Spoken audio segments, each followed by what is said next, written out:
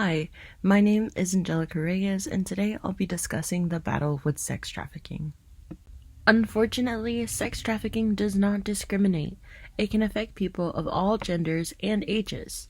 Sex trafficking is any act of commercial sex in which people are forced, manipulated, or coerced into. Many people are often manipulated by loved ones or even close individuals into sex trafficking. It's also often referred to as modern-day slavery. Sex trafficking can occur anywhere. There are some more well-known places for sex trafficking like motels, massage parlors, strip clubs, escort services, or truck stops. The internet, however, has allowed for a lot more recruitment and demand of sex trafficking to occur. Polaris reports that in 2020, 59% of online victim recruitment in active sex trafficking cases occurred on Facebook. From January 2015 to December 2020, the Polaris Project reported 82,527 human trafficking victims. The Polaris Project breaks down this information into each year. For 2020, there were 51,667 contacts with the hotline, 10,583 human trafficking cases reported.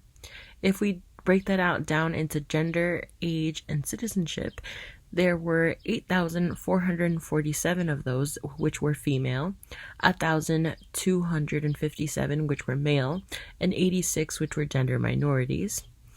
6,423 were adults, 2,488 were minors, 1,078 were foreign nationals, and 681 were U.S. citizens. With this information, we can depict that females are targeted more. Of those, it's mainly adults. However, there is a large number of minors as well. And for citizenship, we can tell that foreign nationals are targeted slightly more than U.S. citizens. So, who is at risk to being sex trafficked? And the answer is easy. It's anyone. Any demographic can be targeted for sex trafficking, although it has been evident that people who have substance abuse issues, are runaways, or other demographics like women and children are targeted more often than others. It is very important that we share victim stories. This is Laura's story at age 21, shared by the U.S. Immigration and Customs Enforcement. Like many other stories, it starts off with a loved one or a trusted individual that then sex traffics them. Sharing these stories can help other women that are in the same situation share theirs.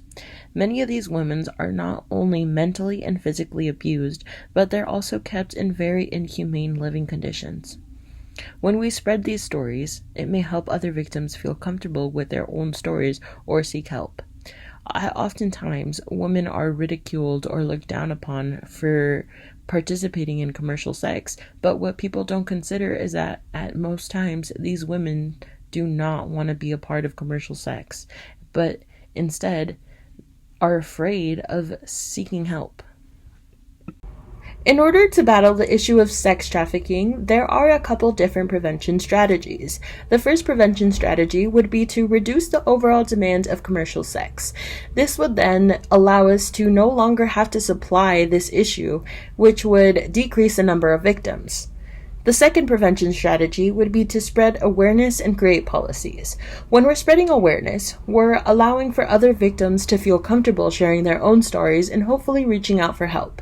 Not only that, but we're giving comfort to communities and families, as well as allowing people to know what signs to look for and where they can reach help. When creating policies, it allows for victims to hopefully get more help, and for those who sex traffic to get more punished. The last prevention method would be to provide resources for the victims and survivors that we have found. Many times, victims are afraid of getting help because they have nowhere else to go, they have no families, they don't have any other methods of getting income, and it's their only choice. And when we provide resources, it can hopefully give people hope. Nevada is a perfect example of what a prevention plan should look like. Impact NV goes on to explain how the community has made plans to help stop this sex trafficking issue. They focus on education and awareness to show people what to look out for. Then they're trying to reduce the demand of commercial sex overall. There's also support services to help the victims and survivors that have already been affected, and policies are also taken into consideration. One of the most important factors is going to be funding. Nevada has a shared future fund which helps gives these victims opportunities to access resources that before they couldn't. With the help of all of these prevention methods, we can finally help battle the issue of sex trafficking.